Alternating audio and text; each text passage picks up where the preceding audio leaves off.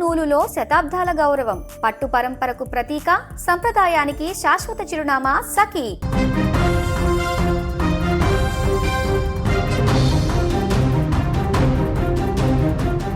విధాత రాసిన రాత ఎంత విచిత్రంగా ఉంటుందో చెప్పలేం, కానీ అది కొన్నిసార్లు ఊహించని విషాదాన్ని మిగుల్చుతుంది.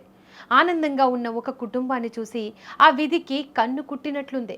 అందుకేనేమో కొద్దిసేపట్లో ఇంటికి చేరుకోవాల్సిన వారిని మృత్యువు లారీ రూపంలో కబళించింది.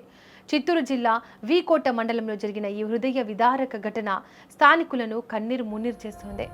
ఒకే కుటుంబానికి చెందిన 3 వ్యక్తులు ప్రాణాలు కోల్పోవడంతో ఆ గ్రామంలోని ఇళ్లన్నీ మూగబోయాయి. వీకోట మండలం ఎడగుర్కి గ్రామానికి చెందిన సుబ్రహ్మణ్యం కుమార్తె సరస్వతికి బైరెడ్డిపల్లె మండలం చింతలగుంటకు చెందిన హేమచంద్రతో వివాహం జరిగింది. వీరికి 2 సంతానం. పచ్చని పందిరి లాంటి ఆ కుటుంబం ఎంతో సంతోషంగా సాగిపోతోంది. ఈ క్రమంలోనే హేమచంద్ర తన భార్య సరస్వతి మరియు 10 ఏళ్ల కుమార్తె లలితతో కలిసి ద్విచక్ర వాహనంపై చింతలగుంట నుంచి ఎడగురికి గ్రామానికి బయలుదేరాడు. దారి పొడుగునా కబుర్లు చెప్పుకుంటూ త్వరలోనే గమ్యాన్ని చేరుకుంటామని భావించిన ఆ 3 కాలం వంచింది. వీరు ప్రయాణిస్తున్న బైక్ వీకోట మండల పరిధిలోని కొమ్మరమడుగు గ్రామం సమీపంలోకి రాగానే ఎదురుగా అతివేగంతో దూసుకొచ్చిన ఒక లారీ వీరి వాహనాన్ని బలంగా ఢీకొట్టింది. ఈ ప్రమాదం ఎంత బీభత్సంగా జరిగిందంటే బైక్ ఒక్కసారిగా నుజ్జైంది. వాహనంపై ఉన్న సరస్వతి అక్కడికక్కడే ప్రాణాలు విడిచింది. తీవ్రంగా గాయపడి రక్తపు మడుగులో కొట్టుమిట్టాడుతున్న హేమచంద్రను స్థానికులు ఆసుపత్రికి తరలించే ప్రయత్నం చేసినప్పటికీ మార్గ మధ్యలోనే అతను కన్నుమూశాడు. ఇక చిన్నారి లలిత పరిస్థితి అత్యంత విషమంగా ఉండడంతో మొదట కుప్పం ఆసుపత్రికి, ఆపై మెరుగైన చికిత్స కోసం బెంగళూరులోని ఒక ప్రైవేటు ఆసుపత్రికి తరలించారు. కానీ విధి ఆమెపై కూడా దయ చూపలేదు.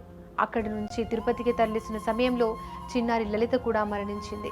ఒకే ప్రమాదంలో తల్లి, తండ్రి మరియు సోదరిని కోల్పోయిన హేమచంద్ర 6 ఏళ్ల కుమారుడు ఇప్పుడు ఒంటరి వాడయ్యాడు.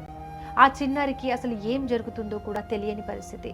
అమ్మా నాన్నలు వస్తారని ఎదురుచూసిన ఆ బాలుడు ఇప్పుడు అనాథగా మిగిలిపోవడం అందరినీ కలిచివేస్తోంది. ప్రమాదం జరిగిన వెంటనే సమాచారం అందుకున్న వీకోట పోలీసులు ఘటనా స్థలానికి చేరుకొని వివరాలు సేకరించారు. లారీ డ్రైవర్ అజాగ్రత్త వల్లే ఈ ప్రమాదం జరిగిందని ప్రాథమికంగా భావిస్తున్నారు. పోలీసులు కేసు నమోదు చేసి దర్యాప్తును వేగవంతం చేశారు. ఒకే కుటుంబంలో 3 మరణించడంతో ఎడగురికి, చింతలగుంట గ్రామాల్లో విషాద ఛాయలు అలుముకున్నాయి. ప్రయాణాల్లో కొంచెం అజాగ్రత్తగా ఉన్నా కూడా ఎదుటి వారి తప్పు వల్ల ఇలాంటి ఘోరాలు జరుగుతూనే ఉన్నాయనడానికి ఈ ఘటనే నిదర్శనం.